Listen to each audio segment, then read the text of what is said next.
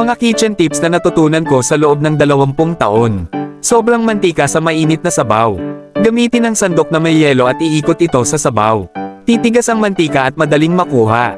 Mabilis masira ang saging. Balutan ng plastik ang tangkay para tumagal at manatiling sariwa. Naging lugaw ang kanin. Maglagay ng piraso ng tinapay sa ibabaw at initin pa ng 2 minuto. Sisipsipin ng tinapay ang sobrang tubig. Gusto mong mapahinog agad ang mangga. Ilibing ito sa bigas. Huwag agad ibabad sa tubig ang nagyelong karne.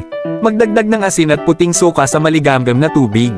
Ibabad ng 3 minuto para mas lalong sumarap parang bagong bili. Itim at tirang mantika mula sa pagprito. Gumawa ng starch water, haluin ang gawgaw sa tubig, initin ang mantika sa 60%, iprito ang starch mix. Sisipsipin nito ang dumi, lilino ulit ang mantika.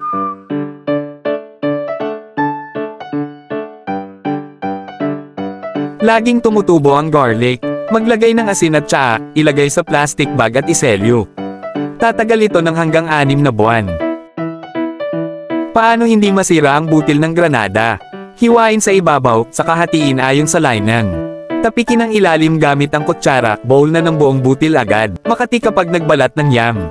Batasin ito gamit ang chopsticks habang binabalatan, wala nang kati sa kamay. Follow mo ako para sa mas marami pang gamit na kitchen tips araw-araw.